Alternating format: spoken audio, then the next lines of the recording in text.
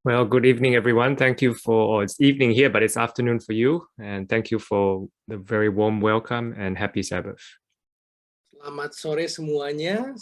Di sini sudah malam, tapi di sini di Jakarta masih siang dan saya mengucapkan selamat Hari Sabat kepada kita semua. It's my privilege to be able to share with you a little bit this afternoon on, I think, a topic that is of interest to many people. Dan sungguh satu kesempatan istimewa diberikan kepada saya bisa berbagi hari ini mengenai satu topik yang digemari banyak orang. I just finished a similar presentation for a group in Australia. So I did a 2-hour presentation there, and then now it's a 2-hour presentation for Indonesia. So by the end of this, I'll have no more voice. Saya baru saja menyelesaikan seminar selama 2 jam di Australia, seminar yang sama seperti ini, dan sekarang kita punya seminar kurang lebih 2 jam. Saya takut habis ini saya akan kehilangan suara. But I think it's important that we are clear on this particular topic, especially as many of us are still, or all of us are still living in a world that is full of COVID, and also some other things that are happening as well. Dan saya rasa sangat penting buat kita untuk mempelajari hal ini, apalagi kita sekarang hidup di zaman di mana ada COVID dan perlu untuk kita untuk mengerti hal ini. I want to give you the opportunity to ask questions during this talk. So you can put them into the chat box in Zoom. I don't understand Indonesian, but I'm sure someone will translate for me the questions if there are any. Jadi selama presentasi ini saya memberikan kesempatan untuk kita memberikan pertanyaan, bisa diketik di kolom chat walaupun dalam bahasa Indonesia tapi nanti akan diterjemahkan. So I want to start by sharing a Bible verse that I think outlines for me why we are talking about this topic. Dan saya akan memulai dengan memberikan satu ayat Alkitab, dan ini akan menjelaskan kenapa kita harus berbicara tentang topik ini. Matthew chapter 24, verse 7 to 8 describes what happens before the second coming of Jesus. Dan Matius 24 ayat 7 sampai 8 menjelaskan apa yang akan terjadi sebelum kedatangan Yesus yang kedua kali.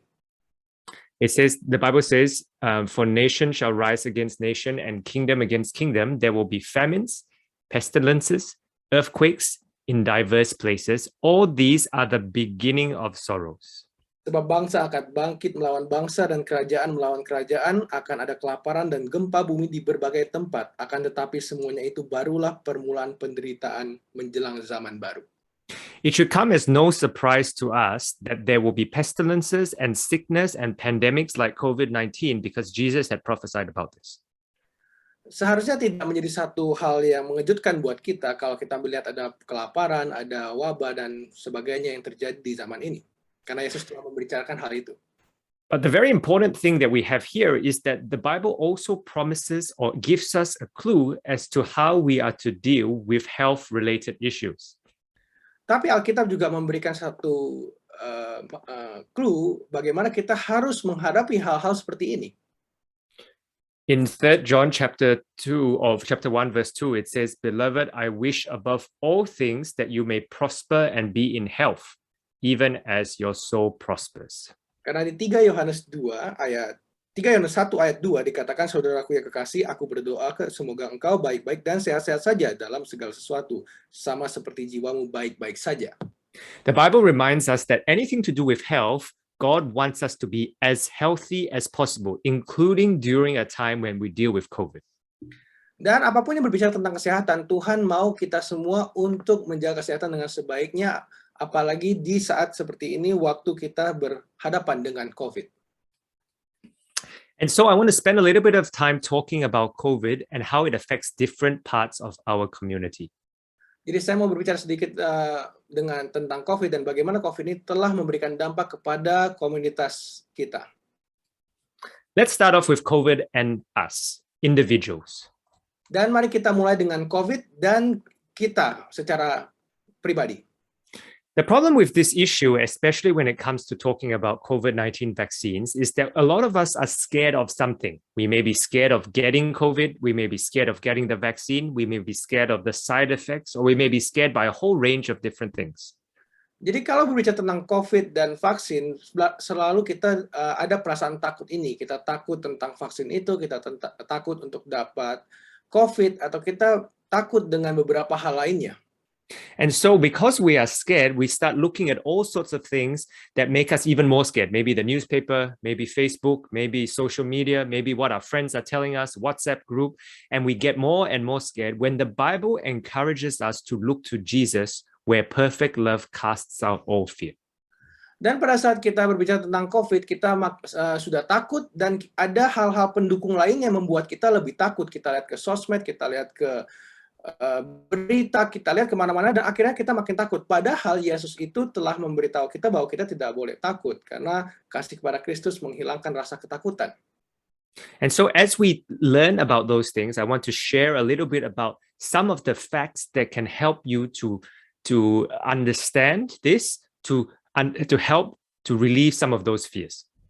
Jadi saya ingin membagikan beberapa fakta, dan ini akan membantu kita bagaimana untuk mengurangi atau melepaskan rasa takut itu.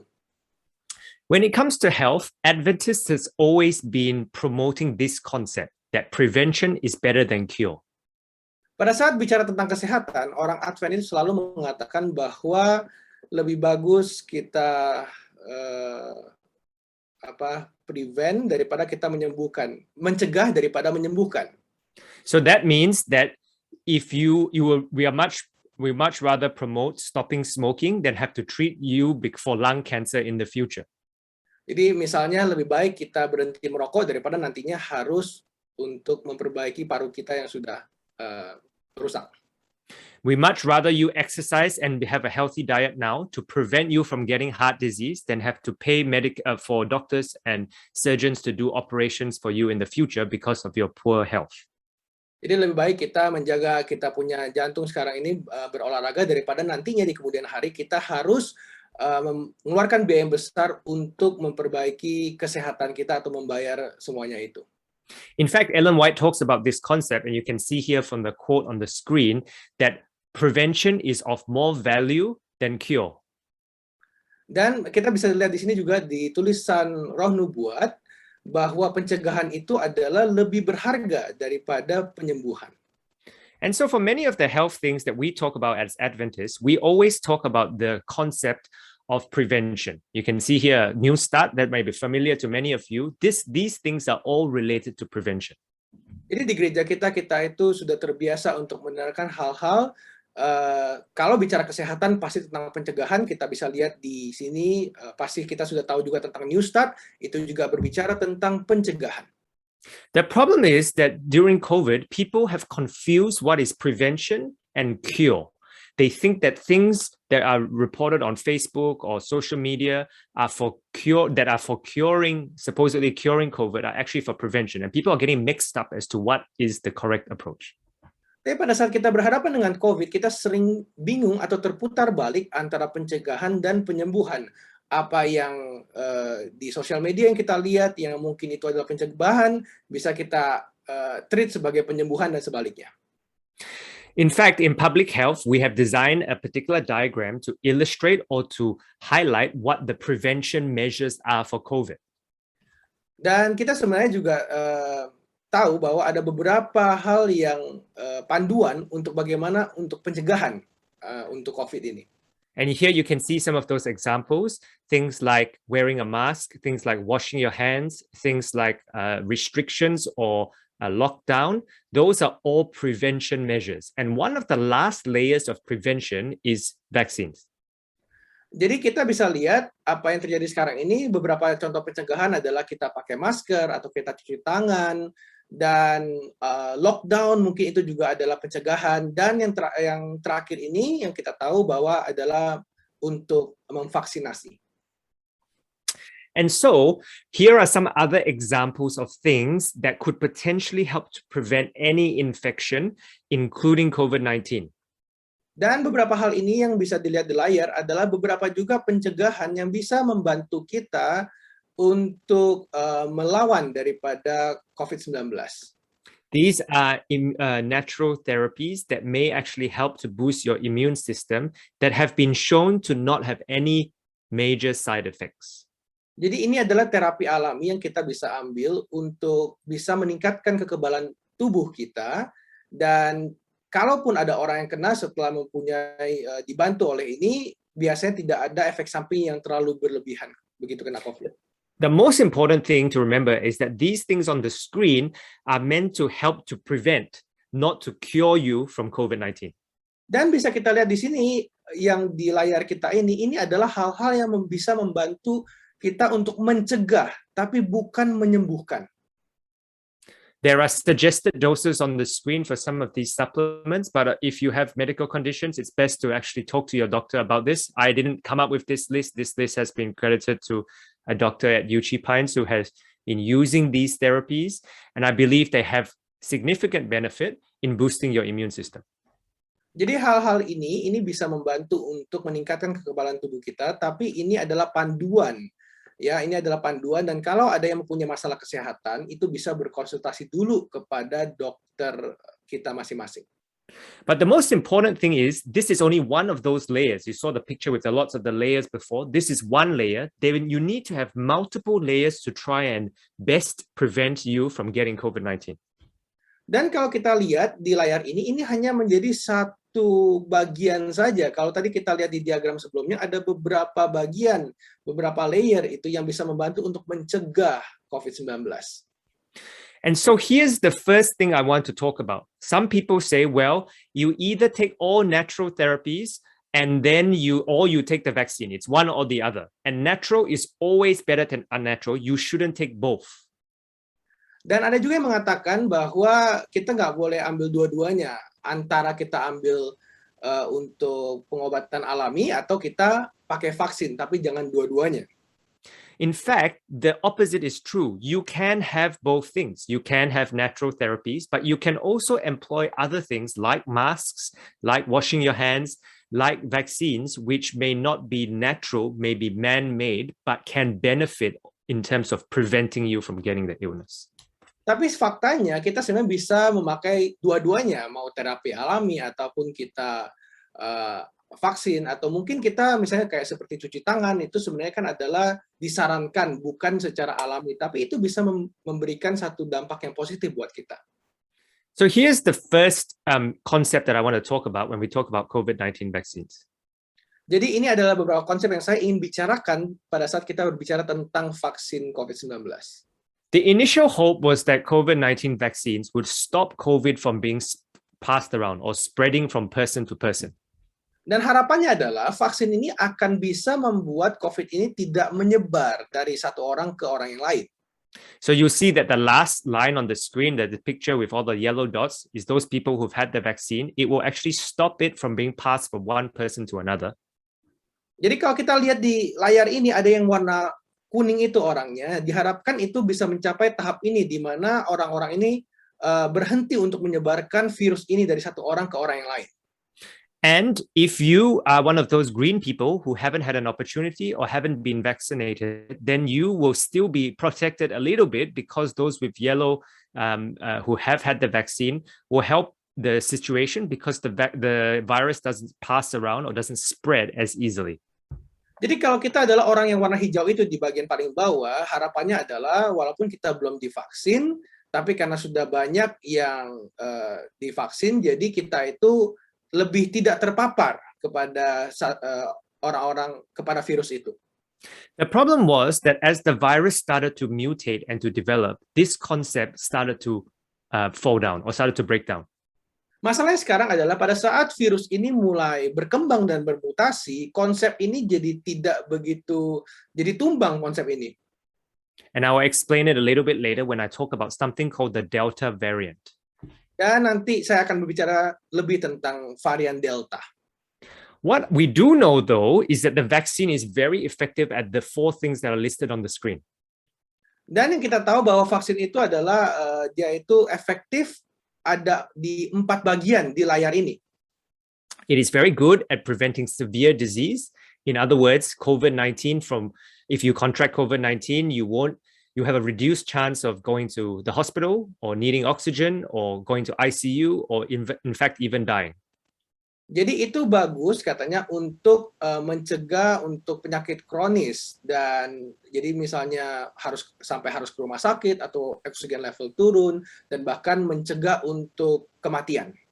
This is data that on the right, the graph taken from the US, where you can see that the bottom section are what happens if you vaccinate for 100,000 people. The red square represents how many actually get infections, and how many die is in the yellow. And you can see the big difference between the top and the bottom. Jadi kita bisa lihat diagram ini yang diambil dari data dari Amerika, di atas dan di bawah, kita bisa lihat bagaimana presentasi orang yang mati dibandingkan kalau kita ambil vaksin atau tidak. Jadi itu bisa dilihat yang warna kuning ini adalah orang yang mati.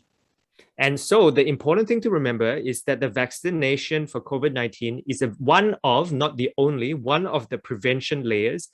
And the best use of the vaccine is to prevent against ICU, hospital admissions, and death. Jadi kita bisa tahu bahwa vaksin ini adalah cuman salah satu lapisan untuk mencegah. Tapi yang paling penting adalah bagaimana bisa mencegah orang untuk tidak masuk rumah sakit, lalu kita penyakit kritis, dan akhirnya meninggal. Part of my work, you don't have to read the whole slide here, but is to actually, when I'm working in this space, is to look at the effectiveness of the different brands or different platforms of vaccine and how they impact illness. And you can see on the right-hand side column, severe and hospitalization disease, there's a significant benefit for all different types of vaccines. Jadi apa yang saya lakukan saat ini adalah saya mempelajari berbagai macam merek daripada vaksin-vaksin yang ada, lalu kita bisa lihat bagaimana efek daripada vaksin tersebut pada saat orang terkena COVID. Efeknya apakah itu parah atau bahkan sampai ada yang harus masuk rumah sakit dan akhirnya meninggal. Di bagian kanan sini kita lihat. And I believe in Indonesia, you're using two main vaccines. One is the AstraZeneca vaccine, which is at the top here in the yellow. And the other one is one of the vaccines from China, which are down the bottom in the green and the blue. Jadi saya tahu di Indonesia, kita itu tahu dengan AstraZeneca yang paling atas itu, dan juga kita pakai Sinovac dan ada Sinopharm yang warna hijau dan ungu itu.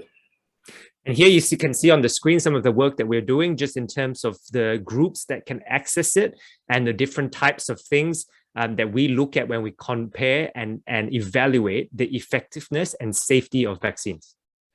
Jadi di sini kita bisa melihat juga kelompok-kelompok yang mana punya akses kepada vaksin tersebut dan bagaimana itu akan diimplementasikan ke situ. So, unfortunately, a lot of people are worried about what happens and worried about these vaccines and ask lots of questions. Tapi sayangnya banyak orang yang akhirnya tuh khawatir dan punya banyak pertanyaan tentang masalah ini. And this adds to the fear that people have about COVID-19 in general. Dan ini menambahkan ketakutan kepada pandangan orang terhadap COVID secara umum. Some people think that the vaccine has a 5G chip. Ada yang bilang vaksin itu ada chip 5G. Some people think that the vaccine is used by the government to track people down. Ada yang bilang bahwa vaksin ini digunakan pemerintah untuk bisa tracking orang. Some people think that the COVID-19 will change your DNA. Ada juga yang bilang bahwa vaksin ini bisa mengubah DNA kita. Some people think that the vaccine is not safe because the trials were so quick. Ada yang bilang bahwa vaksin ini tidak aman karena masa percobaannya sangat singkat. Some people think that you will get COVID from getting the vaccine itself. Ada yang bilang bahwa kita akan kena COVID itu karena kita ambil vaksin. None of those things are true. Tapi semuanya itu tidak benar. There is no evidence and there is no reason why any of those things should either be believed or passed to other people. Tidak ada satu alasan bahwa kenapa kita harus mempercayai hal itu. What we do know, however, is that the vaccine is effective at preventing you, if you get COVID, from going to the hospital or dying. Sorry, can you repeat that again? What we do know is the vaccine is effective at protecting and reducing the chance of you going to the hospital or dying if you get COVID. Tapi satu hal yang pasti kita tahu adalah vaksin itu akan membantu kita untuk mencegah untuk kita masuk ke rumah sakit atau kita meninggal. What is also clear for us is that we are careful to understand that the vaccine doesn't come without some side effects. Tapi kita juga harus tahu bahwa vaksin itu juga datang dengan ada efek samping. And one of my roles at the moment is to actually look at the side effects or to look at all the side effects that happen after COVID vaccines in my state and my country in Australia. Dan salah satu pekerjaan saya itu adalah untuk melihat apakah efek samping dari vaksin itu terhadap orang-orang yang sudah divaksin. On the left, we have a potential very rare side effect of inflammation of the heart. And on the right-hand side, we have a very rare side effect of a blood clotting disorder after some vaccines. Dan kita bisa lihat di sini di kiri ada beberapa kasus yang jarang sih, tapi itu tentang inflamasi daripada jantung. Dan di sebelah kanan kita bisa lihat ada juga tentang efek sampingnya pembekuan darah. So when you evaluate all the information out there, one of my jobs is to weigh up, do the benefits of the vaccine in prevention of COVID-19 help and outweigh the risks and the side effects? Jadi apa yang saya lakukan adalah saya melihat bahwa vaksin ini ada keuntungannya juga, tapi bagaimana kita akan melihat keuntungan ini melebihi daripada kerugian daripada vaksin. Everything in life, medications, vaccines, choices, behaviors, all come with some benefits and some risks. Di dalam kehidupan kita, apapun yang kita ambil, apapun itu pengobatan atau vaksin, itu semua ada keuntungannya, tapi itu juga ada resikonya. And there is no difference with this COVID vaccine. Dan tidak ada bedanya juga itu dengan vaksin. So here is an example of how we balance and weigh up the benefits of the vaccine versus the risks. Dan inilah cara kita untuk menimbang-nimbang keuntungan daripada divaksin dan resiko kalau tidak divaksin. You can see here on the right-hand side, this is the cases of myocarditis, the swelling of the heart after the vaccine, so a vaccine side effect, and how many cases per 1 million doses of the vaccine that we may expect. On the left-hand side, you will see how many cases we expect in hospital, light blue, and ICU admissions in dark blue if we don't give the vaccine to those 1 million people. Can you shorten that a bit?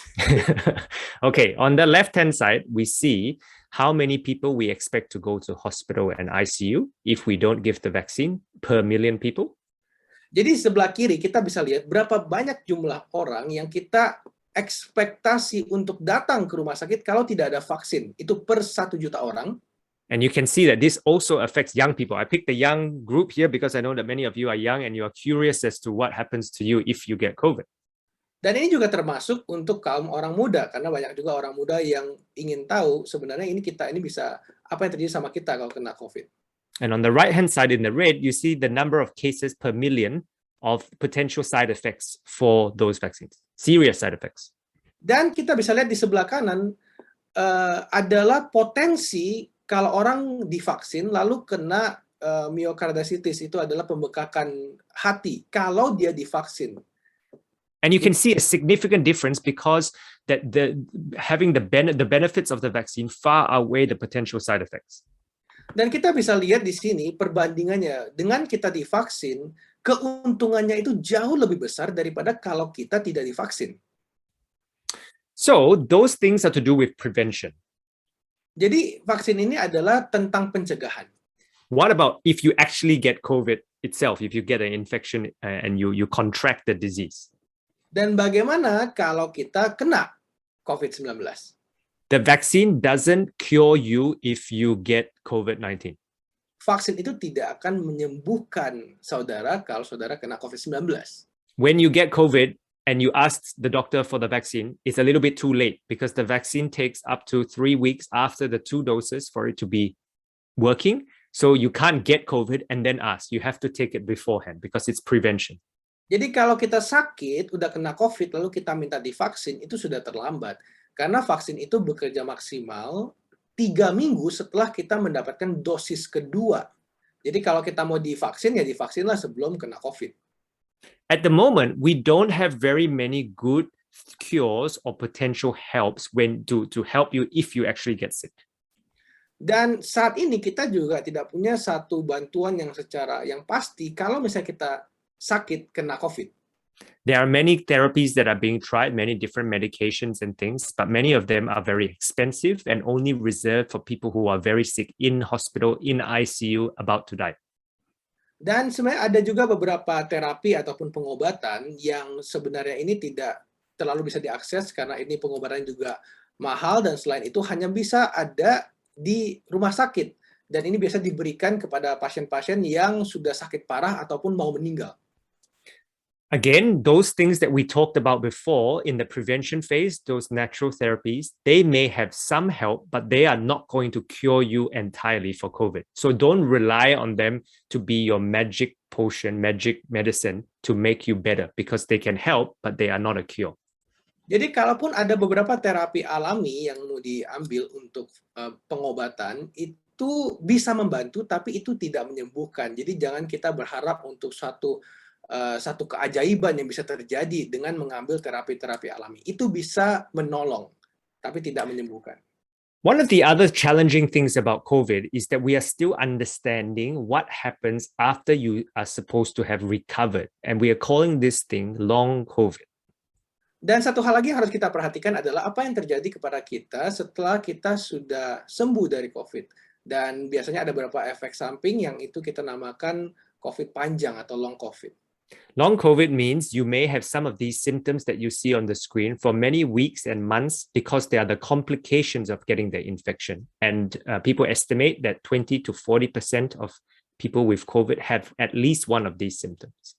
Jadi kita bisa lihat long COVID ini adalah kalau kita punya beberapa efek samping yang kita bisa lihat di layar ini 2 sampai bisa bulan-bulan setelah kita sudah sembuh dari COVID. Dan kalau kita punya salah satu daripada efek samping ini, berarti itulah kita kena long COVID. So this is something very important because some people say, well, most people recover from COVID, most people don't die, most people don't have to go to the hospital. While that may be true, many people have some of these complications and we don't know what the long-term harms of these things are. Memang banyak orang yang sembuh dari COVID dan mengatakan tidak banyak efek samping yang mereka dapat, tapi banyak juga yang mendapatkan salah satu daripada efek dari long COVID ini. Ini adalah hasil daripada komplikasi yang telah dihasilkan oleh virus COVID di dalam tubuh kita itu. So let's talk a little bit about COVID and your family. Mari kita bicara tentang COVID dan keluarga kita. Some of you may be pregnant or are thinking about getting pregnant, or maybe have a friend or a neighbor who's pregnant. Mungkin kita ada yang sedang hamil atau punya teman yang sedang hamil atau punya tetangga yang sedang hamil. At this time in Australia, we are recommending vaccination for pregnant women. We have the Pfizer vaccine that we use for all pregnant women, and they get priority access to this vaccine. Dan di Australia ini kita sedang melakukan program untuk memvaksinasi orang-orang ibu-ibu hamil dan mereka mendapatkan prioritas untuk divaksin pada saat kehamilan. There are some important things to consider and to talk about when we talk about pregnant women. Ada beberapa hal yang harus dipertimbangkan pada saat kita berbicara tentang wanita yang sedang mengandung. The vaccine itself does not affect your fertility, or in other words, your ability to fall pregnant. Vaksin itu sendiri tidak memberikan satu efek kepada kita punya kesuburan. In fact, COVID-19 disease has a very big impact on your ability to fall pregnant. The disease itself, not the vaccine. Ya, tapi penyakit COVID itu sendiri sebenarnya punya efek samping yang cukup besar untuk kemungkinan kita bisa mengandung atau hamil. There's no evidence to support that you have an increased rate of miscarriage after the vaccine. So that doesn't happen. Tidak ada juga cukup bukti untuk mengatakan bahwa kalau divaksin lalu itu bisa keguguran. There's no risk of developmental impacts on the baby. So no increased risk that the baby will have some sort of weird thing happen to it. Tidak ada resiko juga bahwa bayi-bayi yang sedang dikandung itu akan mempunyai satu masalah di otaknya. In fact, there's a small amount of protection that crosses from mom via the breast milk to the baby, which can help to protect the baby a little bit. Bahkan malah ditemukan bisa ada satu proteksi yang diberikan oleh orang tuanya kepada bayinya pada saat dia menyusui kalau sudah divaksin. What about kids? Bagaimana dengan anak-anak? Kids are more complicated. And the reason they're more complicated is that we know that COVID-19 predominantly has the biggest effect on old people. Dan kita tahu bahwa COVID itu biasanya akan menyerang orang-orang yang sudah lebih tua. In other illnesses like influenza, for example, it affects the very young and the very old. But COVID, for whatever reason, seems to have a very mild effect on young people. Dan biasanya kalau kita lihat influenza itu dia akan menyerang baik anak kecil ataupun orang dewasa. Tapi COVID ini hanya mempunyai efek samping yang sangat kecil terhadap anak-anak. And when I say young people, I mean kids under the age of 12 in particular. Dan pada saat saya bilang anak-anak itu adalah umurnya di bawah 12 tahun. We are noticing a few things here in Australia, but also elsewhere about how COVID affects kids. Dan kita juga memperhatikan di sini di Australia dan juga di beberapa bagian yang lain, di negara lain, bagaimana COVID ini telah memberikan efek kepada anak kecil. Recently, we've had a significant, in fact, almost all the cases of COVID in Australia have this thing called the Delta variant. Dan saat ini kita sedang berhadapan dengan varian Delta di hampir semua bagian Australia. Let me explain a little bit why this is so important in how we deal with COVID today compared to last year in 2020. Dan saya ingin menjelaskan bagaimana kenapa kita harus mempelajari hal ini dan bagaimana ini penting dibandingkan tahun 2020. In medicine or public health, we use something we call the R0 or R0 to calculate how infective the virus is, how many people you will infect if you have a infection. Dan kita di kedokteran itu secara medis punya yang namanya R0 itu untuk mengukur seberapa dia bisa menyebar, menginfeksi orang lain kalau misalnya seseorang terinfeksi dengan COVID. So you can see the picture here, the original virus from Wuhan last year, if you got that virus, you will usually pass it to about 2.4 to 2.6 people. Jadi kalau kita lihat virus Wuhan yang pertama kali, kalau kita kena COVID virus itu akan berpotensi meninfeksi 2,4 sampai 2,6 orang. So when it comes to preventing spread, last year where we didn't have a vaccine in Australia, we used a lot of things, masks, hand washing, lockdown, and we managed, at least in Melbourne, to be able to get the case number from 700 per day in our state down to 0. Jadi pada saat varian yang lama, itu di Melbourne kita coba pakai pencegahan seperti cuci tangan atau pakai masker ataupun yang lainnya, dan kita bisa mendapatkan kasus itu dari 700 per hari sampai ke 0 kasus per hari. But this year we are dealing with the Delta variant, which spreads to about 5 to 8 people. So that means that it's almost 4 to 5 times more. It spreads 4 to 5 times more people than the original COVID-19 virus. Tapi saat ini di varian Delta kita lihat bahwa angkanya itu 5 sampai 8. Berarti dia itu sampai 4 atau 5 kali lipat penyebarannya untuk menginfeksi orang lain pada saat So ini. just having lockdown and just having wearing masks will not, unfortunately, be enough to prevent people from getting Delta variant. Dan dengan kita lockdown ataupun pakai masker itu tidak cukup sayangnya saat ini untuk mencegah orang tidak terkena virus varian Delta ini. So you remember I said that originally we had hoped that the vaccine would help to reduce the spread of virus. Now it does, but because Delta spreads so much more, the reduction in spread is not enough just from the vaccine alone as well. Jadi kita harap tadinya dari vaksin itu bisa memperketat penyebaran daripada virus itu, tapi di varian Delta ini ternyata vaksin itu tidak cukup untuk bisa menekan angka penyebaran itu. So we will see two things when we when we reduce the number of restrictions that we have. Jadi kita ada dua hal yang kita perhatikan untuk waktu kita ingin menurunkan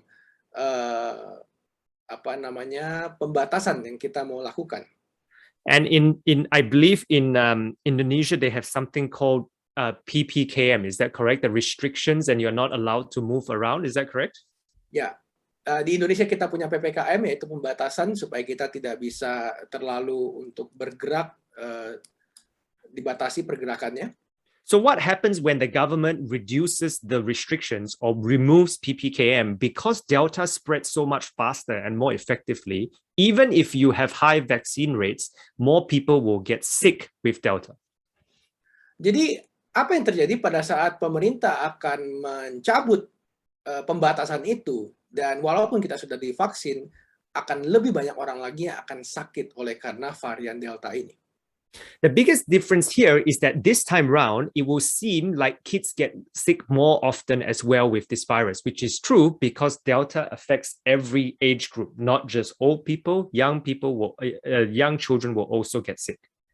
Dan bisa kita lihat makin ke sini, makin banyak anak-anak yang terkena ataupun sakit. Dan ini benar, karena varian Delta ini sekarang akan menginfeksi baik orang dewasa ataupun anak-anak.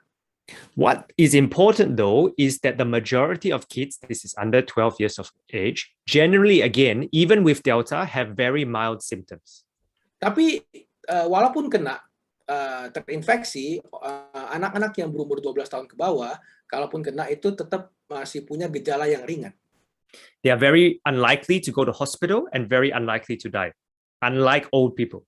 Kemungkinannya lebih kecil untuk mereka itu masuk rumah sakit ataupun meninggal dibandingkan orang yang lebih tua. But because Delta is easier to pass around, they will likely get infection if we remove some of these restrictions.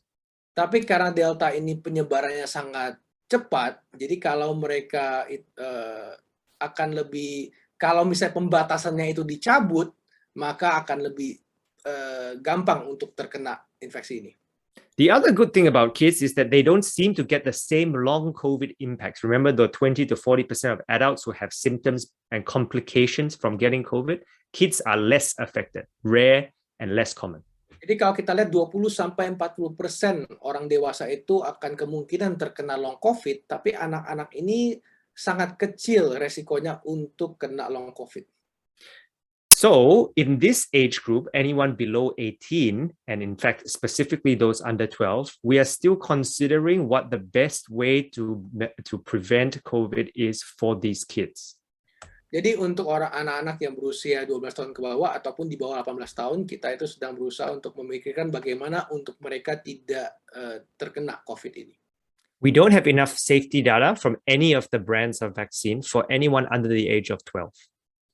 Kita tidak punya satu data yang cukup aman untuk memvaksin anak-anak di bawah 12 tahun.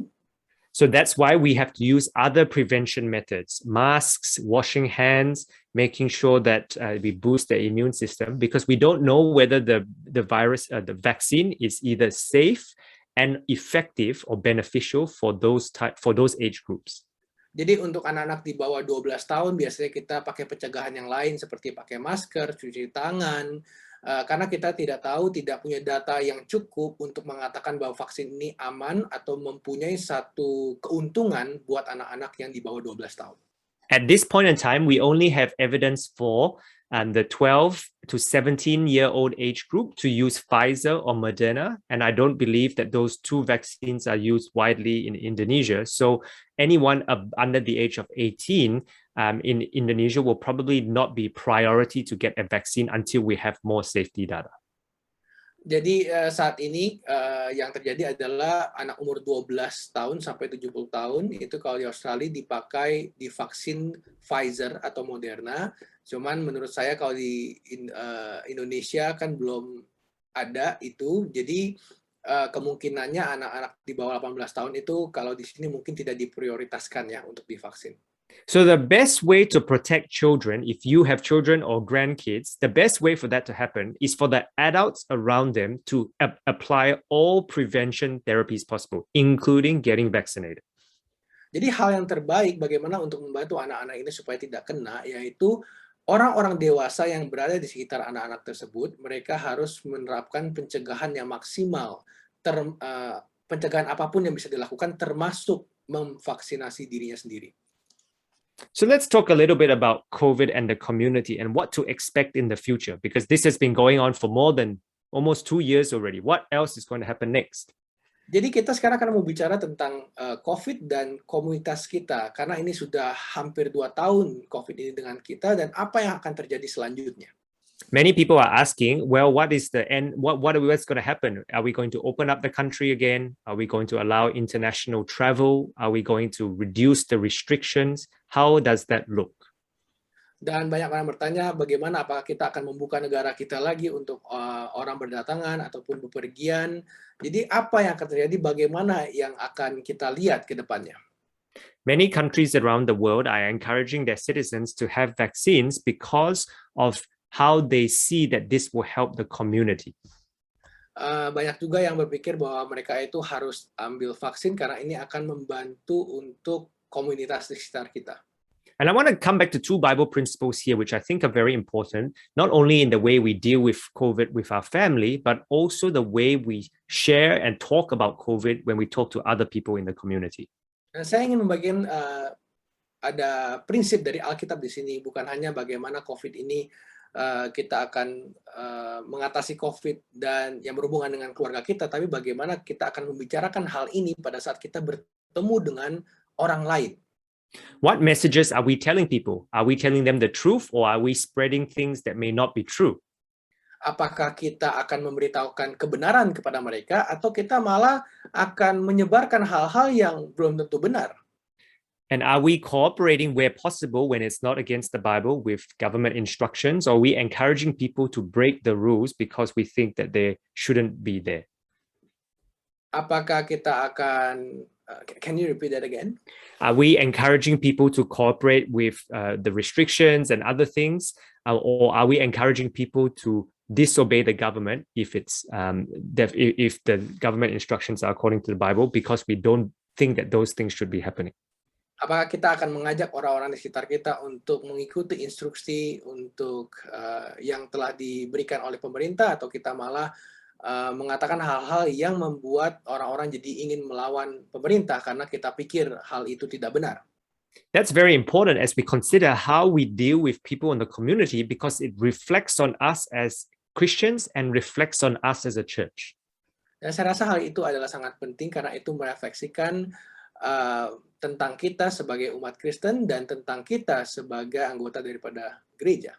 So here are some important concepts when we talk about to people about COVID-19 and COVID-19 vaccines. Dan ini adalah beberapa konsep yang akan kita berikan kepada orang lain pada saat kita berhadapan dan berbicara tentang COVID-19. Vaccines don't provide 100% protection, so therefore you may actually get COVID even after you get the vaccine. Dan vaksin itu adalah tidak memberikan jaminan 100% proteksi untuk kita, jadi walaupun sudah divaksin, kita bisa aja tetap kena COVID. But you can see that those who are vaccinated, like I said before, have a significant benefit in terms of not going to hospital or not having to go to hospital, admitted to ICU, or even potentially dying. This is the numbers for Melbourne from yesterday.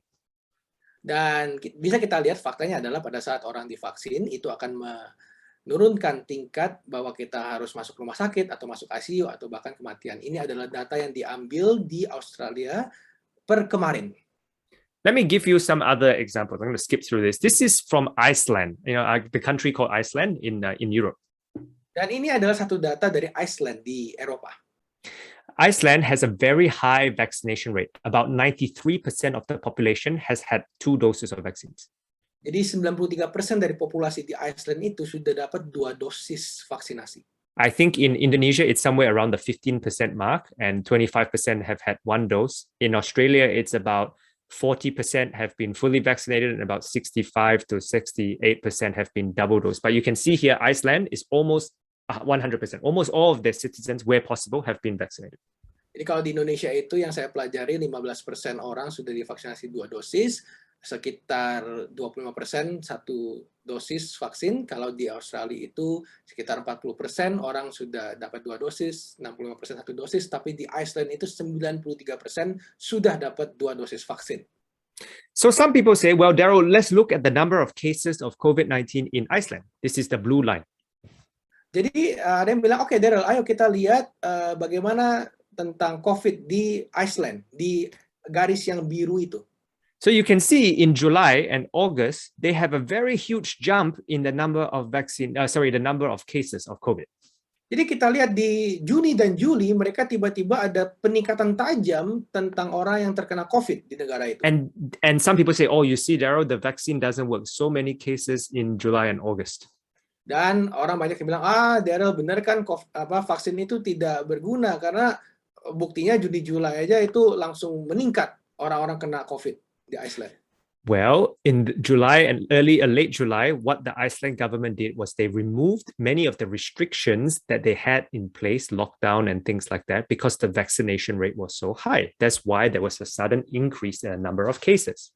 Jadi apa yang terjadi di akhir Juli, pemerintah daripada Iceland itu mencabut batasan-batasan yang diberlakukan di negara itu, dan makanya ada peningkatan tajam karena mereka pikir sudah divaksinasi hampir semua, tapi disitulah ada peningkatan tajam. And so that is what we would expect if you remove the restrictions in Australia, which they are preparing to do soon, or if you remove the restrictions in Indonesia, you will expect this big jump because people mix together and spread the virus among each other.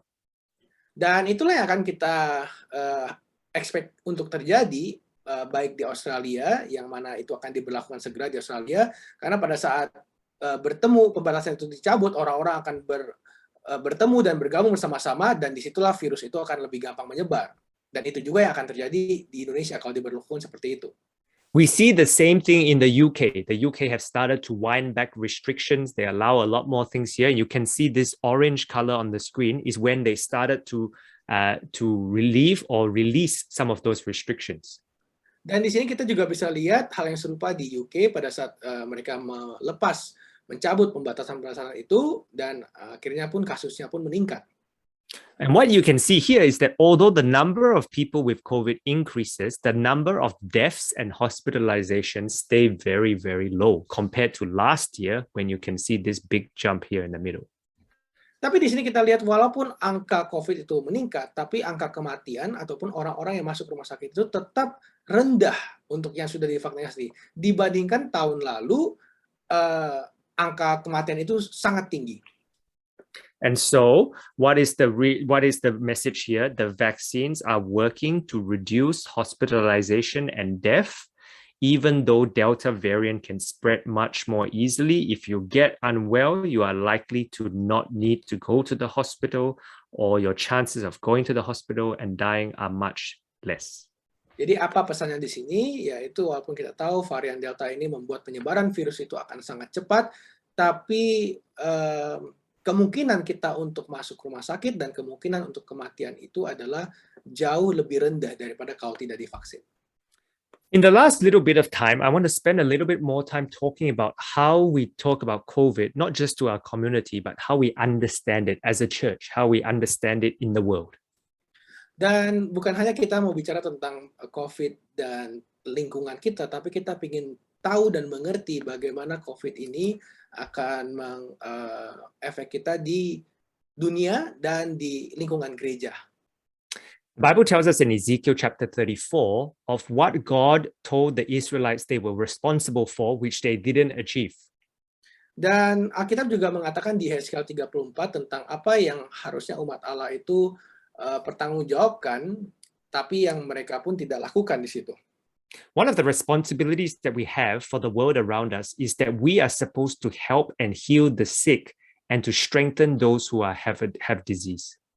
Salah satu yang harus kita lakukan, yang Tuhan perintahkan adalah kita harus membantu dan menyembuhkan orang-orang yang sakit, membantu mereka untuk sembuh dari penyakit-penyakitnya mereka.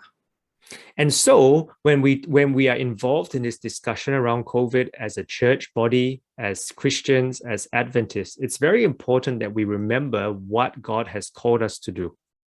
Jadi pada saat kita ini sebagai umat Allah, anggota gereja, umat Advent, kita harus ingat akan apa yang Tuhan telah panggil kita untuk kita lakukan.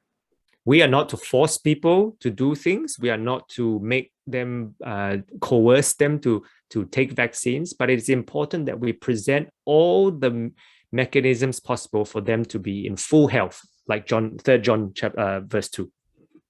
Jadi kita itu tidak boleh memaksa mereka atau melakukan sesuatu dengan paksaan, tapi kita itu harus untuk memberikan menjelaskan mekanisme dengan full secara seutuhnya untuk bagaimana mereka itu bisa sehat, seperti yang dikatakan di 3 Yohanes 1 ayat 2.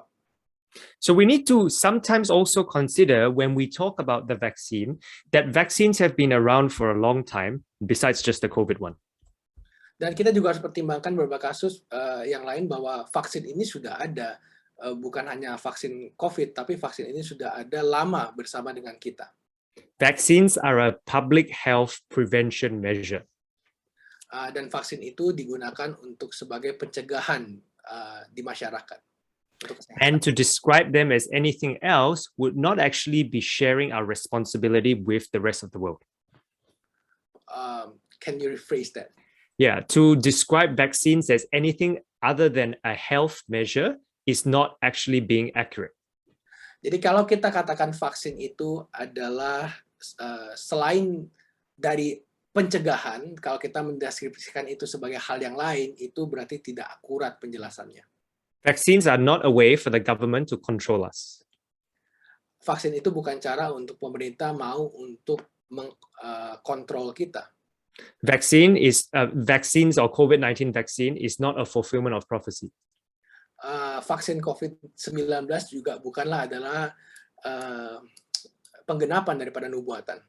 Vaccines are not an issue related to salvation. You don't get saved because you get the vaccine or don't get the vaccine. Vaksin itu nggak ada urusannya sama keselamatan. Jadi kalau udah ambil vaksin bisa selamat atau sebaliknya.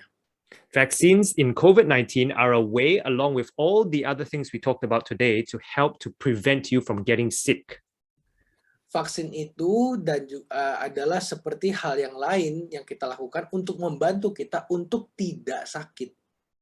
The Bible tells us very clearly that things like the mark of the beast or things like worship on Sunday or other things like that will come before Jesus' second coming, but it does not contain or it does not relate to things that have nothing to do with worship.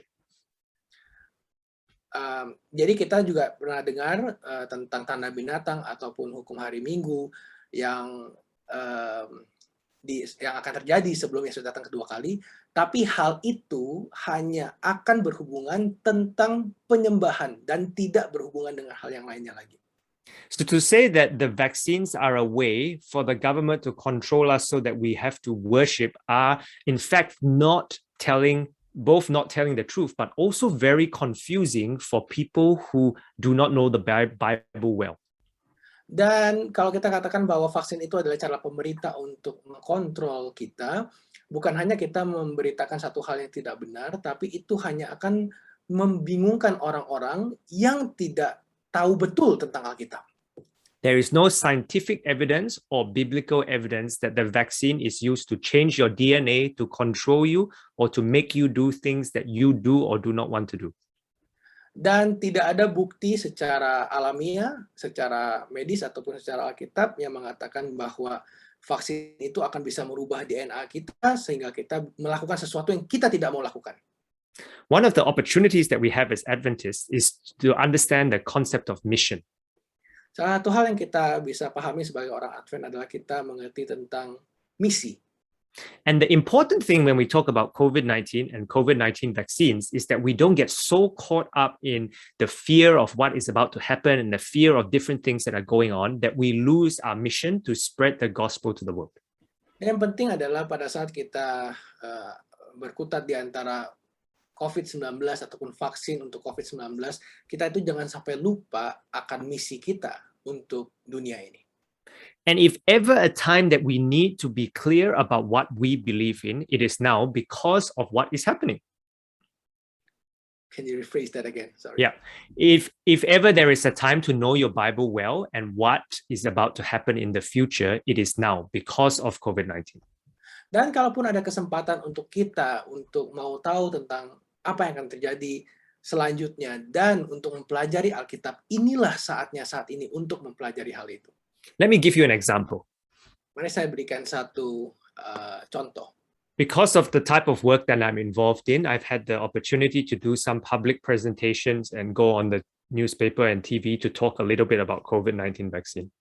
Dan karena apa yang saya lakukan saat ini, saya jadi punya kesempatan untuk berbicara di televisi ataupun di berita-berita lainnya seperti koran tentang vaksin. So there are members of the public who come and privately try to contact me to tell me that the vaccine is actually related to control and related to mark of the beast and related to spiritual things. They even give me some Bible verses to try and prove that they are correct.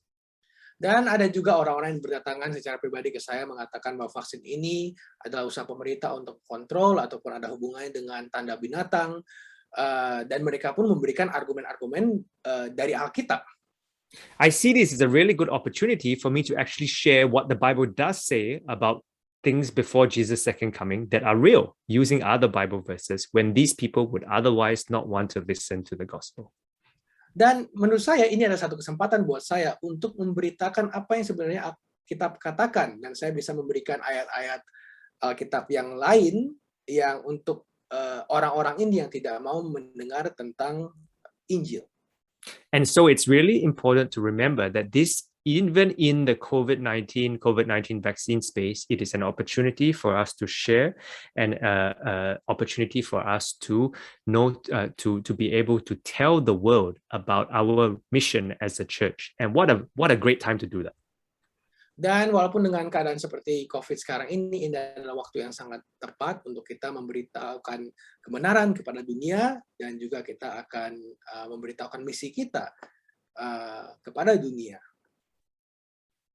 So I want to pause there because I know there are lots of questions and I'm happy to talk about some of them specifically as we go through. But those are the key points around the vaccine and COVID-19. Ya, jadi masih banyak hal lagi yang sebenarnya kita bisa bicarakan, tapi ini semua adalah hal-hal yang paling utama yang kita harus tahu tentang vaksin, dan pasti banyak pertanyaan dari saudara juga. So William, I can see that there are like 3 or 4 questions here in the chat. I can't understand the Indo, but I'm going to rely on you to help me to translate. So that would be start with the first question. Edward has helped us.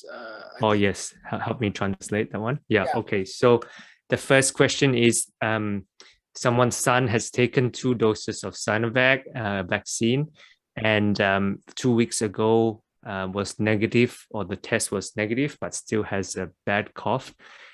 Please advise what they can do and how this can happen. So the important thing to remember, first of all, sorry, you got to translate?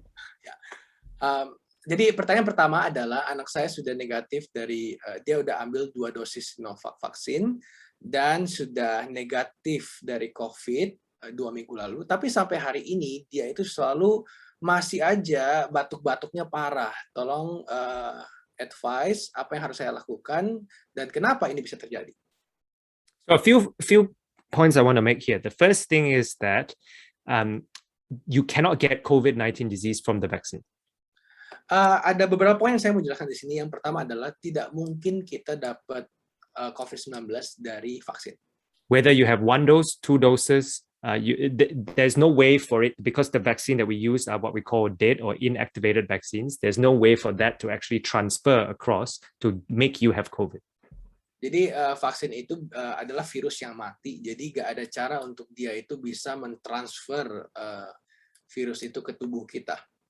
So I would probably say that the COVID-19 test is real. He probably doesn't have COVID, or he may have caught another virus that is not related to COVID. So the best thing to do is to actually see your doctor if you're concerned. But we do know that the coughing is not a usual side effect of the COVID-19 vaccines. Ya, jadi kalau misalnya masih ada sakit seperti itu, bisa aja dia kena COVID ataupun tidak kena. Tapi batuk adalah bukanlah satu efek samping yang biasanya terjadi untuk orang yang mengambil vaksin. All right, so I got a second question. Let me just. Okay, pertanyaan kedua. So I'm gonna say it in Indonesia. You can read it. Yeah. Go ahead. Okay, pertanyaan kedua adalah, maaf bertanya, pernyataan dokter bahwa semua efek samping COVID vaksinasi itu tidak benar. Sedangkan FDA sendiri menyatakan side effect terburuk adalah kematian. Bagaimana penjelasannya? Karena banyak yang sudah terkena side effect-nya, mohon maaf, yang lumpuh atau imun bahkan meninggal itu sudah banyak. Mengapa begitu banyak dokter termasuk SDA dokter di US yang memberikan input untuk memakai natural imun dari Tuhan, bukan dari vaksin COVID. Banyak vaksin anak sekarang dan banyak terkena autoimun, autism. Apakah itu tidak ada hubungannya? Karena sekarang banyak ibu di luar sana berjuang untuk detox logam anaknya akibat vaksin yang bermacam-macam. Untuk ibu hamil sudah banyak yang keguguran dan pendarahan, yakin bukan karena vaksinasi COVID, padahal sebelum divaksin kandungan mereka baik-baik saja. Itu nyata dan bukan dibuat-buat. Tolong penjelasannya, karena semua bilang aman-aman. Lalu apakah vaksin sesuai dengan Alkitab? Apakah ada ayat pendukung vaksin termasuk di dalam Roh Nubuat? Sesuaikah dengan hukum kesehatan Advent, melanggar atau tidak? Terima kasih banyak. Okay, very long question, but I'll try my best. Okay, I start from the back and work my way up. Okay, so the first question I think is very important one to say. Are vaccines supported from the Bible point of view? Oke, hal pertama yang paling penting itu kita akan jawab dulu, apakah Alkitab itu didukung oleh Alkitab? There is no direct Bible evidence or Bible passage or Bible quotation that says vaccines are allowed or not allowed. Tidak ada ayat yang langsung menyatakan bahwa vaksin itu diperbolehkan atau tidak diperbolehkan. There are no direct spirit of prophecy quotes that said vaccines are allowed or not allowed. Tidak ada juga kutipan Roh Nubuat dengan jelas yang mengatakan vaksin itu boleh atau tidak. The Bible principles when it comes to health are very clear. Dan prinsip Alkitab mengenai kesehatan itu sangat jelas. God gives us an opportunity to use our brain to decide and to read and to study to use the best possible methods to achieve health. Dan Tuhan itu memberikan kepada kita, kepada otak kita untuk bisa belajar, untuk membaca, dan belajar apapun yang bisa memberikan yang terbaik untuk kesehatan. Especially why they are safe and especially when those things are safe and they do not directly contradict other specific Bible principles. Apalagi kalau hal-hal itu adalah aman dan itu tidak melanggar prinsip-prinsip dari Alkitab. Like I said, vaccinations form only one part of prevention, and there are many other layers of prevention, especially for COVID-19, that are important to consider. Seperti yang saya sudah jelaskan sebelumnya, bahwa vaksinasi adalah satu lapisan, satu cara untuk pencegahan, dan banyak ada lagi cara-cara lain untuk pencegahan. One of the important things to understand is some comments that Ellen White has about vaccinations. Mungkin kita bisa lihat ada satu kutipan dari Nyonya White tentang vaksinasi. There are three particular stories where there are encounters with Ellen White and vaccines. Ada 3 cerita yang bisa kita lihat berhadapan Nyonya White dengan vaksin. And I'm going to share a little bit about that because I think that helps us to understand the way Ellen White thought about these concepts. Dan saya akan membagikan hal ini karena menurut saya itu penting bagaimana Nyonya White sendiri berpikir dan menjelaskan akan konsep tersebut. The first one was when Ellen White's son, Willie White, and all of this, by the way, is available from the Ellen White Estate website. You can download, they have a PDF that has these descriptions of these stories if you want to read, but I will summarize them for you today. Jadi ada cerita tentang anaknya Ellen White, yaitu Willie White. Bisa cek juga di Ellen White Estate untuk full story-nya, itu bisa di-download dengan PDF, tapi saya akan merangkumkan hal cerita ini. Ellen White's son, Willie White, wrote an account to Dr. Kellogg about his experience with smallpox vaccine. Jadi, who is writing? Ellen White's son or Ellen White's son, yeah. Jadi Willie White, anak daripada Nyonya White, itu menulis kepada Dr. Kellogg tentang vaksin cacar air. He remembers that Ellen White was quite hesitant in the initial days because the first vaccines that were developed were actually not so safe, and so he didn't get vaccinated against smallpox as a child. Jadi dia bisa ngelihat bahwa Ellen White ini tidak terlalu mau vaksin anaknya tentang cacar air karena awal itu tidak aman kelihatannya untuk divaksin. And so when Willie White grew up, he was about to travel for mission work to a particular city where there was a lot of smallpox. Jadi akhirnya waktu Willie White itu sudah bertumbuh besar, dia harus pergi ke satu tempat di mana di situ banyak wabah cacar air. And so there was a discussion between Willie and his mother, Ellen White, about whether he should get smallpox vaccine before going to that city because there was a high chance he would get infected. Jadi dia akhirnya ada diskusi dengan mamanya yaitu Nyonya White, apakah dia harus mendapatkan vaksin karena di tempat dia akan pergi ini resiko terkena cacar air besar sekali. And so Ellen White listened to the discussion, listened to how the vaccines have been improved, the methodology and the way they made the vaccines had improved, and then offered no objection to both Willie and his friends getting the vaccine because it would protect them and protect them from spreading it to others. And so therefore Willie got vaccinated against smallpox. Jadi akhirnya Nyonya White pun mendengarkan Willie diskusi itu, lalu dia pun juga mendengarkan dan mempelajari bahwa sudah ada perkembangan dan improvement tentang bagaimana vaksin ini telah dibuat, dan akhirnya dia pun memperbolehkan dan mengizinkan Willie dan teman-temannya yang mau ke negara itu untuk divaksin. Another story related to someone called D. Robinson. Robinson is Ellen White's grandson-in-law. Dan satu cerita lagi adalah tentang D. Robinson, itu adalah Ellen White, grandson-in-law, is it? Mm-hmm. Robinson adalah cucu ipar daripada cucunya punya istri atau suami, cucu iparnya Nyonya White. And so this man, D. Robinson, actually got the vaccine against smallpox when he was younger and had some very serious side effects. Dan cucunya ini akhirnya divaksin pada saat usia muda dan mempunyai efek samping yang cukup parah.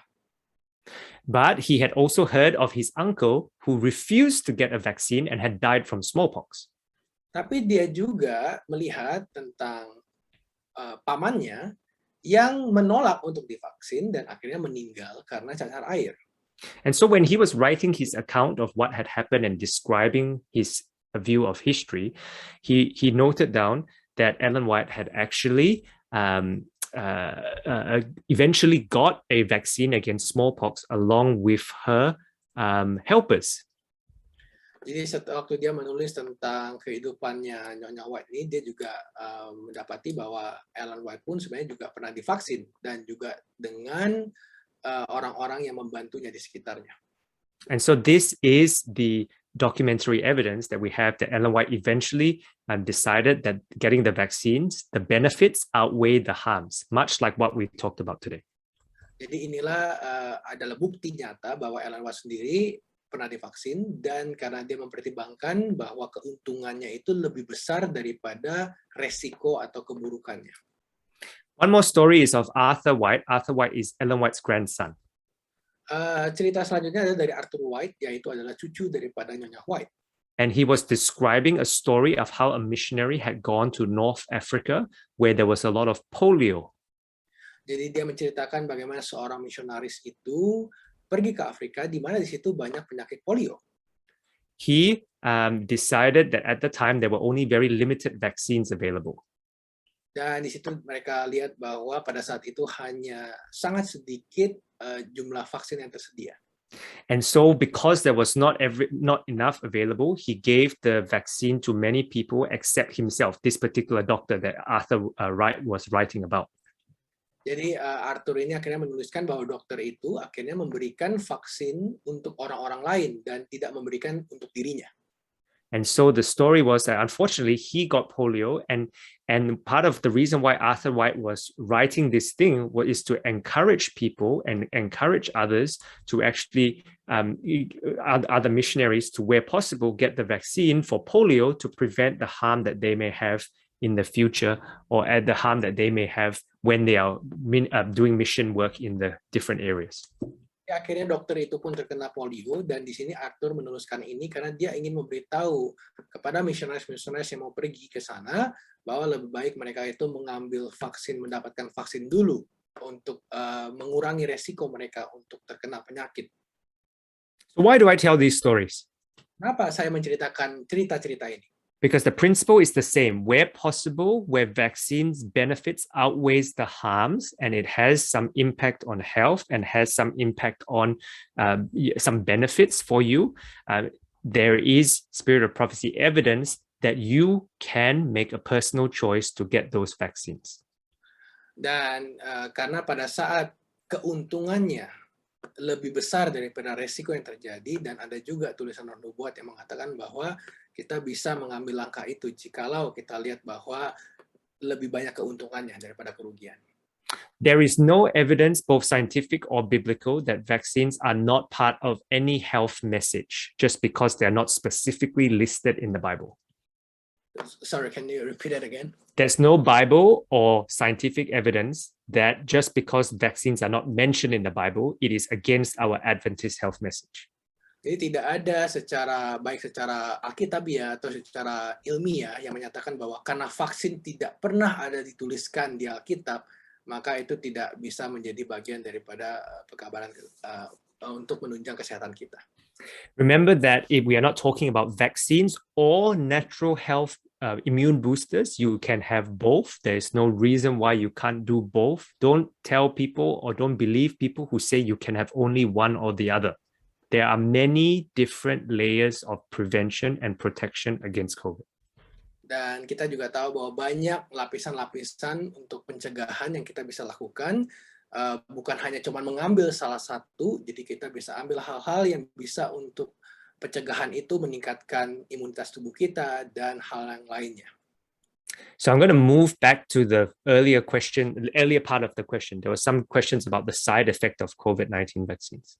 Jadi saya ingin kembali kepada pertanyaan yang awal-awal tentang efek samping daripada vaksin COVID. Yes, as I mentioned before, there are COVID-19 vaccine side effects, and one of my jobs is to actually look at the side effects and to catalog and to look at and to evaluate and to study all the different side effects of those vaccines. Ya, memang benar ada efek samping daripada vaksin, dan itu adalah tugas saya, dan yang saya lakukan adalah mempelajari efek-efek samping tersebut.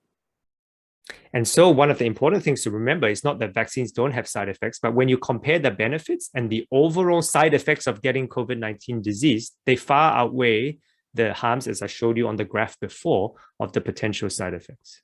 Jadi ya, vaksin tetap ada efek samping, tapi kalau kita membandingkan keuntungan di vaksin daripada efek sampingnya secara keseluruhan, itu lebih jauh menguntungkan dibanding daripada tidak divaksin.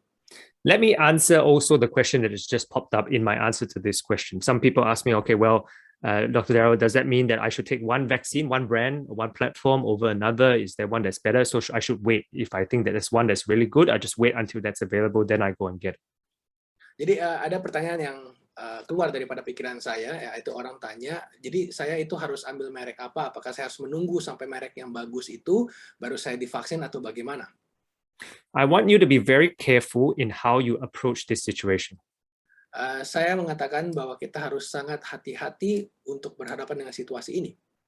Delta variant, especially for COVID, doesn't wait for you to wait to get the vaccine. It will come and it will affect you even if you are waiting. So what we say is the best vaccine that you can get is the vaccine that you can get today. If there is a particular brand that is available, that is better than having no vaccine at all. Jadi faktanya adalah varian Delta itu tidak bisa menunggu saudara untuk sampai saudara dapat vaksin yang baik.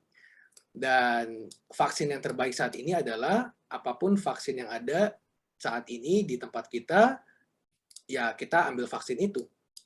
We have been doing some interviews and studies of people who have been admitted to hospital, the older people, because in Australia, we have had a COVID vaccine available for people above 60 years old for many months. We are talking at least 8 to 9 months with plenty of supply, no wait list. They can get it today if they want it. And we asked them, why is it that you didn't go and get vaccinated?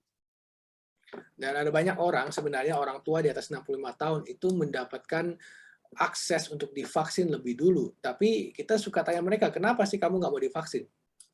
And the number one answer is that they were waiting for some brand, they were waiting for something, they were waiting for a lot of things. The virus didn't wait for them, unfortunately. Dan jawaban mereka yang nomor satu adalah mereka itu menunggu brand yang bagus, merek yang bagus, ataupun menunggu hal ini, hal itu. Tapi faktanya bahwa virus ini tidak bisa menunggu mereka.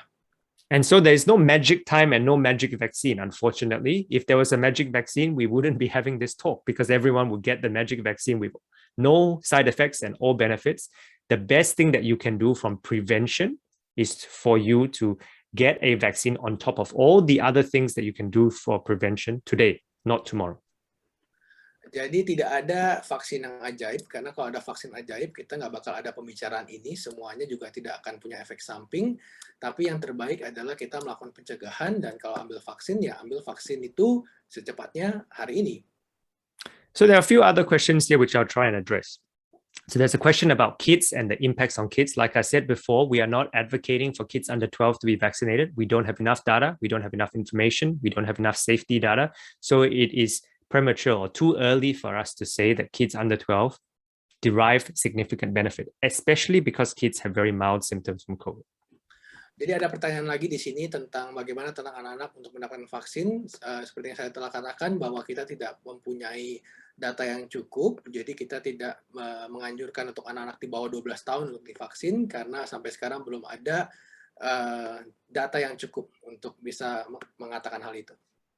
There has been a recent study of 36,000 pregnant women who've had the vaccination in the US, and there is no increased risk of miscarriage, no increased risk of bleeding, no increased risk of significant changes in their pregnancy or impacts on their baby. So there have now been large trials and studies on pregnant women specifically, if that is of concern to some people.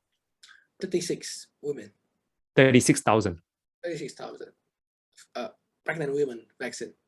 Jadi mereka lagi melakukan penelitian, jadi ada 36.000 wanita hamil itu divaksin, dan sampai sekarang tidak ditemukan adanya resiko-resiko yang terjadi apakah untuk mereka kehamilannya ataupun bayinya pada saat divaksin COVID-19.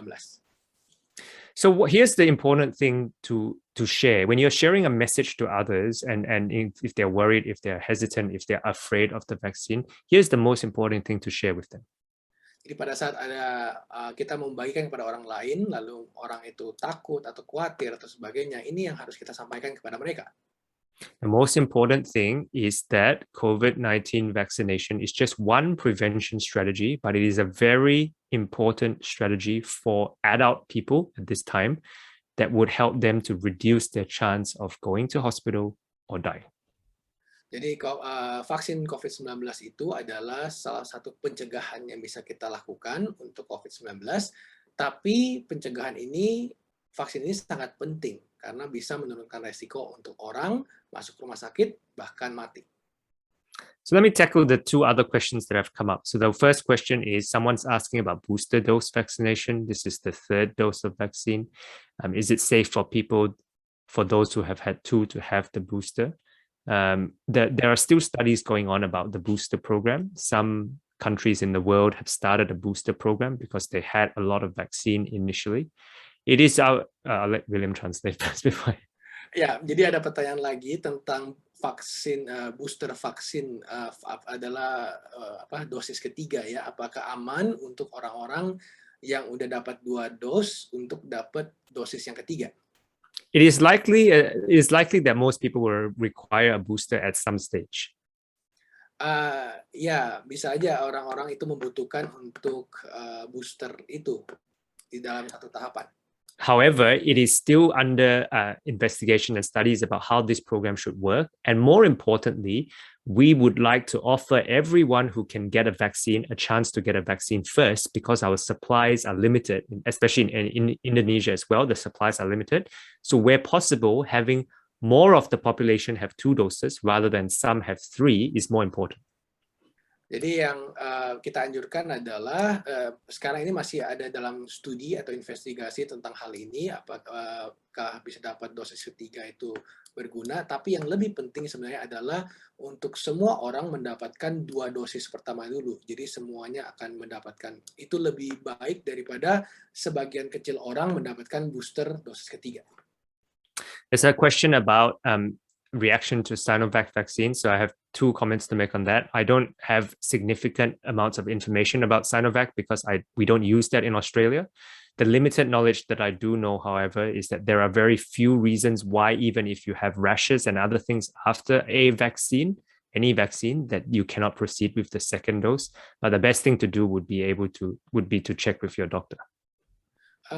Saya tidak bisa berkomentar banyak tentang vaksin Sinovac karena kita di Australia tidak pakai Sinovac.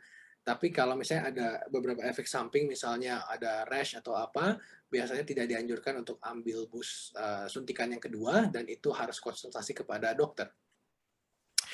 There are some countries which are doing what we call mixed schedules. They start with one dose of one type of vaccine and go to a second dose of another type because of availability.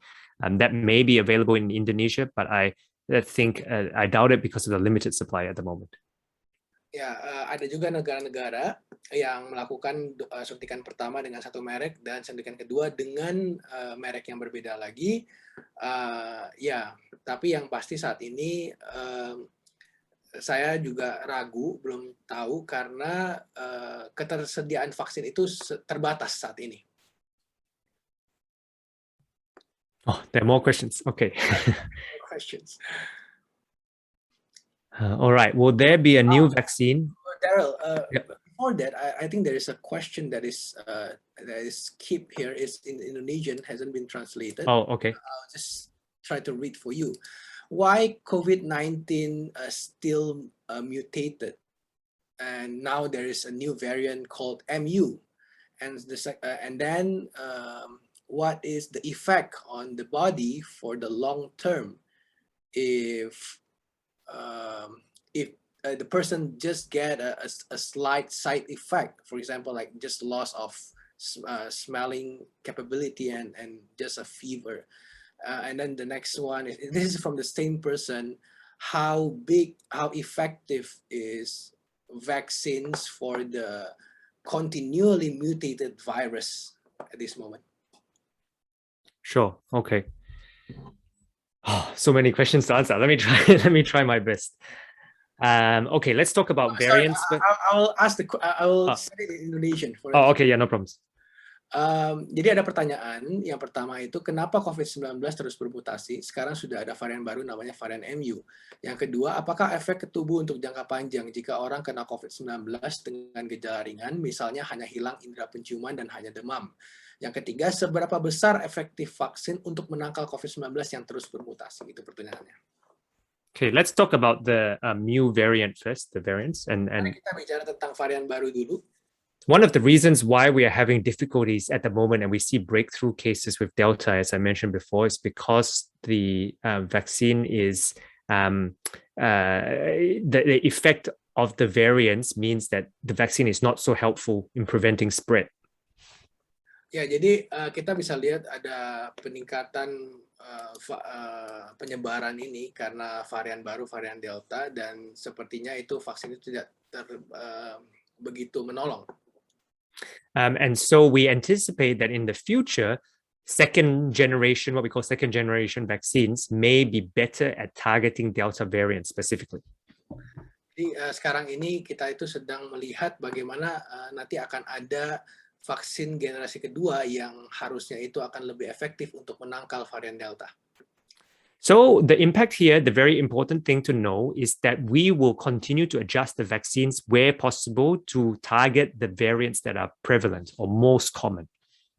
Jadi vaksin itu akan terus dikembangkan untuk bisa menarget varian-varian yang lebih biasanya ada. The likelihood is also that the virus will continue to mutate as all viruses do. This is what viruses do over time.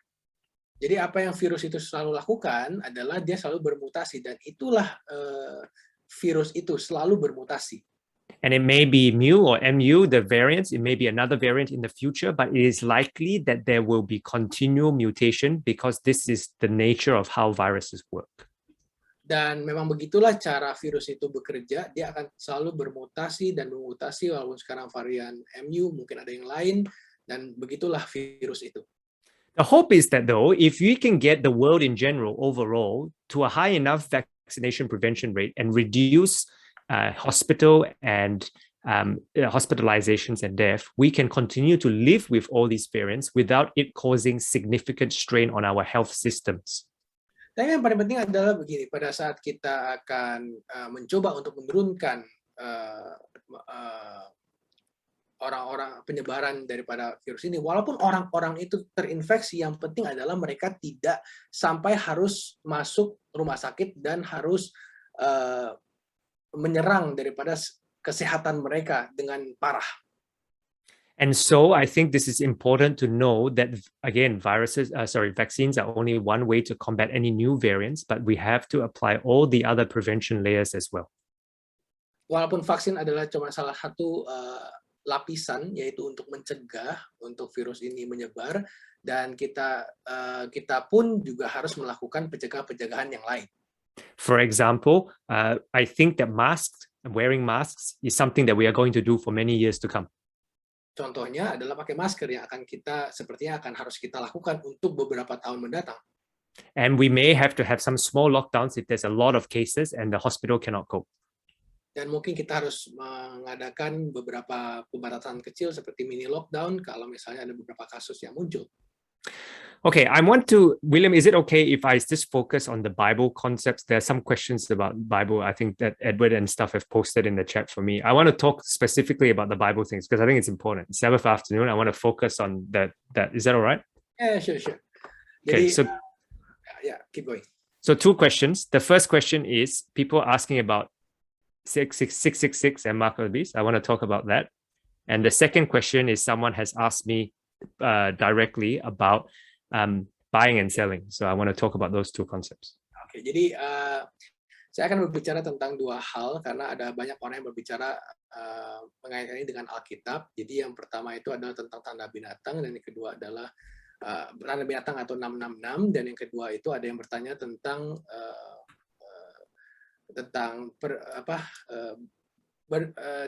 pembatasan tidak boleh berjual beli di zaman akhir nanti.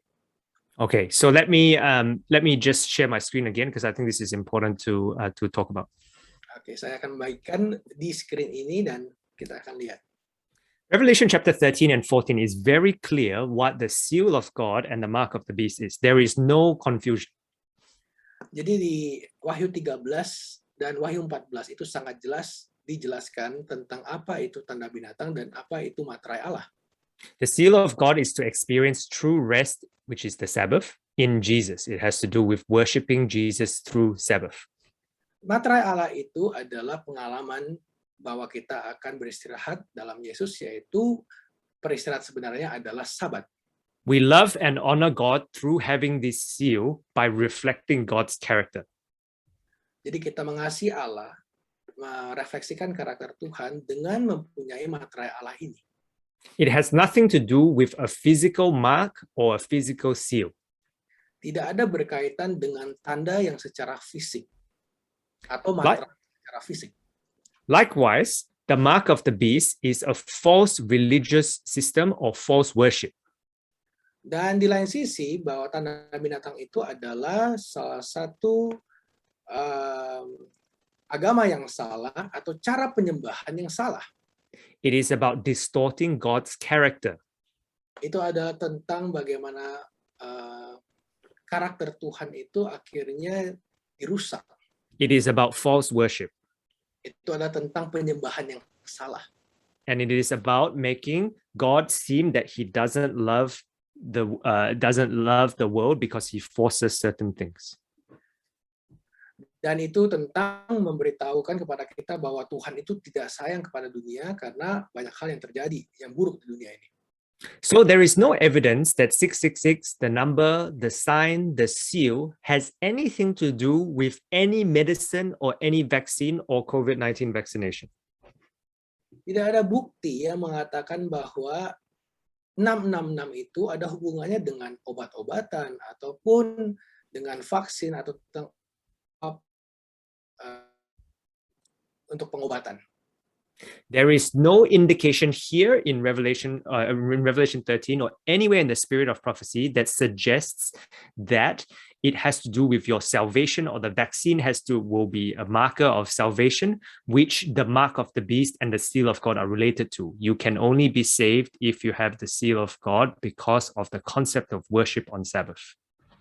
Jadi tidak ada indikasi kalau kita lihat di dalam tulisan Roh Nubuat bahwa vaksinasi ini ada hubungannya dengan keselamatan kita, karena masalah keselamatan itu adalah hubungannya dengan materai Allah yang mana itu adalah penyembahan terhadap Allah, yaitu beribadah pada hari Sabat. So let me be very clear again. There is no Bible evidence and there is no spirit of prophecy evidence to say that the vaccine has anything to do with prophecy, mark of the beast, 666, seal of God, control, microchip, any of those concepts, except to say that Matthew 24 suggested that there would be pestilences and pandemics before Jesus' second coming. That is the only relationship between COVID-19 and the Bible, so to speak. Jadi tidak ada indikasi yang mengatakan dari Alkitab bahwa vaksin ini berkaitan dengan tanda binatang 666 ataupun tentang materai Allah ataupun keselamatan karena sorry, can you read it again? It's a bit too long. No problem. There is no indication in the Bible or spirit of prophecy that there is any relationship between the vaccine and prophecy. Jadi tidak ada indikasi yang mengatakan bahwa ada hubungannya antara vaksin dan nubuatan. Except to say that the Bible in Matthew 24 suggested that there would be pandemics like pestilences, like COVID-19, but it does not say anything about vaccines or vaccine use. Tapi kita memang bisa lihat di Matius 24 bahwa akan ada terjadi seperti pandemi dan kesusahan dan sebagainya, tapi tidak ada secara spesifik yang ngomongin tentang vaksin. So I want to delve into it a little bit more around the concept or around the understand, to delve into a little bit more around this concept of coercion, what we call vaccine mandates, government forcing you to do A or B. Let me explain a little bit about that. Jadi saya ingin menjelaskan sedikit tentang beberapa konsep yang ada saat ini, yaitu pemaksaan, pemerintah memaksa untuk orang divaksinasi. So one of the important things to consider stand here is that yours and my decision on vaccination is a decision. It is not a response to a government. It should not be a response to government. Jadi satu hal yang harus kita mengerti adalah pada saat kita memutuskan untuk divaksin itu adalah respon daripada kita untuk kesehatan. Tidak ada hubungannya dengan kita dengan pemerintah. So let me give you a very practical example of what I mean. Saya akan memberikan satu contoh yang sangat praktis tentang apa yang saya maksud. I have had my vaccinations. I work in a hospital where there is COVID, so I have chosen to have the vaccinations because of health reasons. Jadi saya bekerja di rumah sakit, saya berhubungan dengan di situ bisa terpapar sama COVID, jadi saya memilih untuk divaksinasi untuk kesehatan. That doesn't mean I fully agree with any government order that may say you cannot leave your house unless the whole country is 100% vaccinated. That doesn't mean I agree with that, but that does not affect my decision as to whether the vaccine works and is helpful for me. Jadi itu bukan berarti saya setuju kalau misalnya pemerintah katakan saya tidak boleh keluar rumah sampai 100% orang divaksin. Tapi yang pasti itu tidak akan, apapun peraturan tidak akan mengubah pandangan saya tentang saya harus divaksin karena untuk kesehatan saya. So the two things are separate. Jadi kedua hal itu terpisah. When you combine them, the risk is to equate the vaccine or the decision on vaccination as a fulfillment of Bible prophecy, which it's not. So we cannot combine the two. They are two separate things. Jadi kita tidak bisa menggabungkan keduanya bahwa itu adalah dihubungkan dengan Alkitab. Kita tidak bisa menghubungkan hal itu seperti itu. The Bible is very clear that the description of the mark of the beast is the government prohibiting buying and selling relating to worship. Dan dengan jelas tentang tanda binatang, yaitu akan ada pemerintahan yang melarang untuk orang menjual atau membeli, tapi hubungannya adalah dalam penyembahan. Not related to health. So related to worship, but not related to health.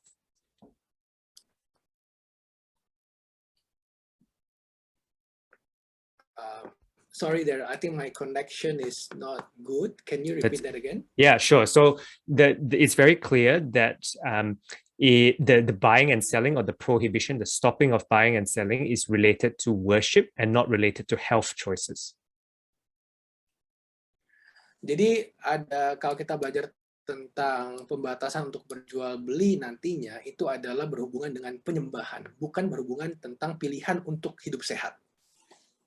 So it is going to be very tricky if you start to go down the path of saying, well, because the government may do this or may do that or may do something else, therefore I don't want to get the vaccine. The vaccine is separate. Those things are not related. They're not related to each other. And in fact, it is not even biblical around that concept. So we have to be very careful and to understand that. Jadi kita harus berhati-hati pada saat kita berpikir bahwa pemerintah nanti akan melakukan ini, akan itu dan sebagainya. Padahal kedua hal itu sangat terpisah, itu tidak ada hubungannya akan hal-hal itu. Let me explain it using another example, which may make it easier to understand. Saya akan mengambil contoh yang lain untuk membuat ini bisa lebih mudah dimengerti. In Australia, seat belts in the car are mandatory. That means you have to wear a seat belt. Di Australia, seat belt itu wajib untuk dipakai di mobil. That is a public health reason. It is protective against you getting in when you are in an accident. It protects you and keeps you safe.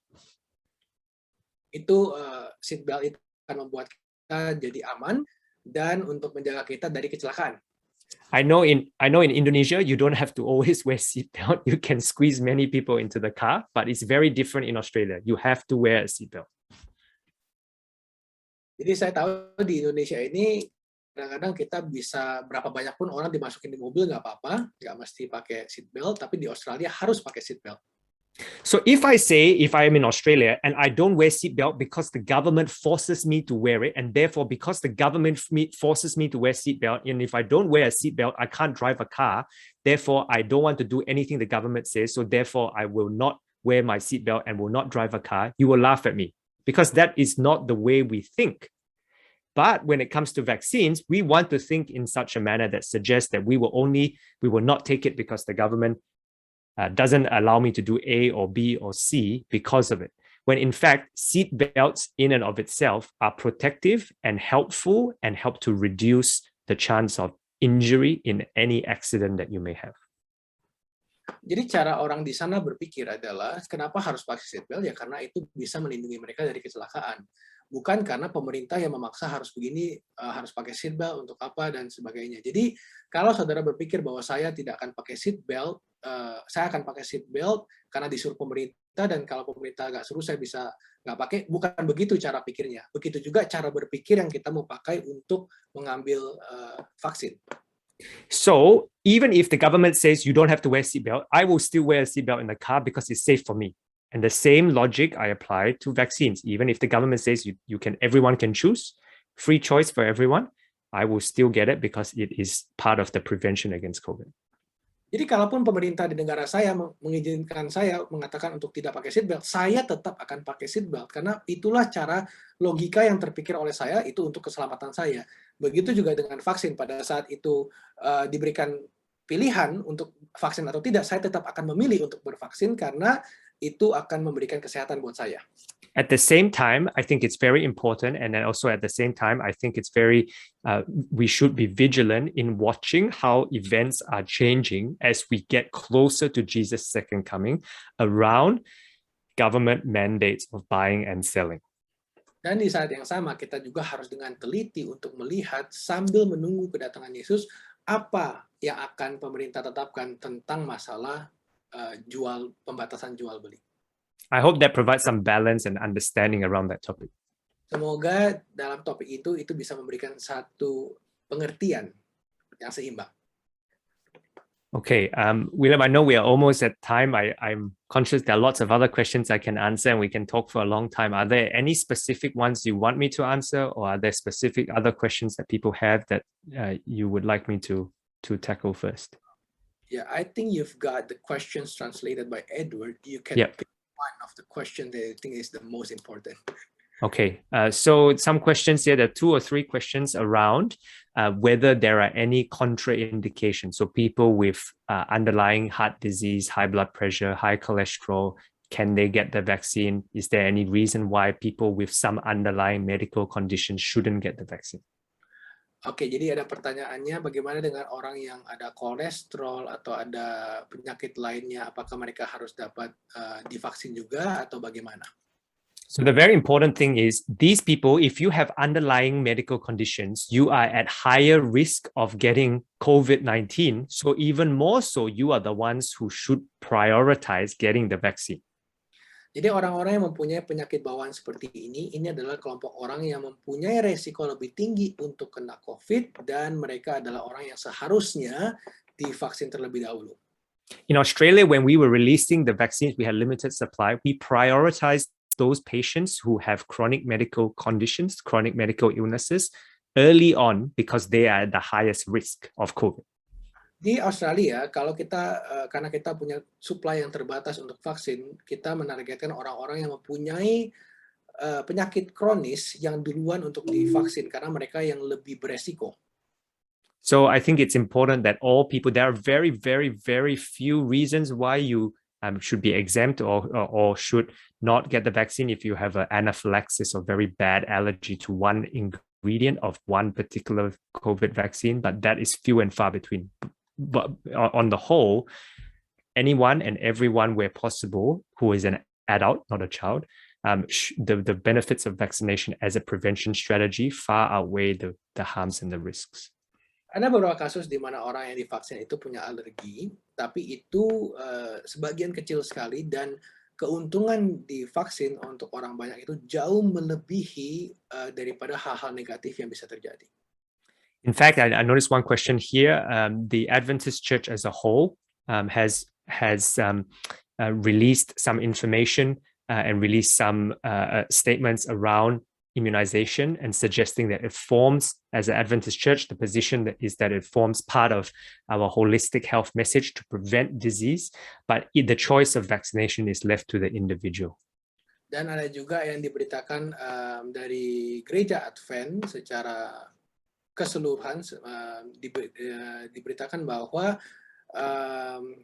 kita harus vaksinasi itu adalah pilihan mau divaksin atau tidak, tapi adalah satu yang diimani oleh kita bahwa kita itu harus menjaga kesehatan secara menyeluruh. There's a couple more questions which are smaller ones. I might just quickly tackle them before we finish up. Someone has asked me whether there are certain brands of vaccine that need a third shot. So Gamaleya, that's the Russian vaccine. At this point in time, we don't have enough information about the Russian vaccine, Gamaleya or Sputnik, to be able to understand what the booster dose regime would look like. But generally speaking, because of the variants, as we talked about before, most likely we will need a third dose booster no matter what vaccine you had to start off with. Ada juga pertanyaan di situ tentang Gamaleya adalah vaksin dari Rusia. Tidak banyak penelitian yang ada untuk hal itu saat ini, tapi pada akhirnya nanti sepertinya semua vaksin apapun mereknya yang kita ambil, kita harus dapat suntikan yang ketiga. Okay, well, I think that's all the questions for now, unless I missed anything else. Ya, apakah ada pertanyaan lagi? So I want to thank you for the opportunity to share a little bit. We can talk about this topic for many hours, but I hope that it has been helpful and beneficial. Like I said, we are all aiming to, as Adventists, to not only be healthy, but to share a complete and truthful message about COVID and COVID-19 vaccines, and also about Bible prophecy to the people around us. And the more we understand, the more we can help others to make decisions as well. Jadi terima kasih untuk kesempatan ini, saya bisa bicara berjam-jam tentang hal ini, tapi yang penting bagaimana kita bisa memberitakan orang lain sambil kita menantikan kedatangan Yesus yang kedua kali.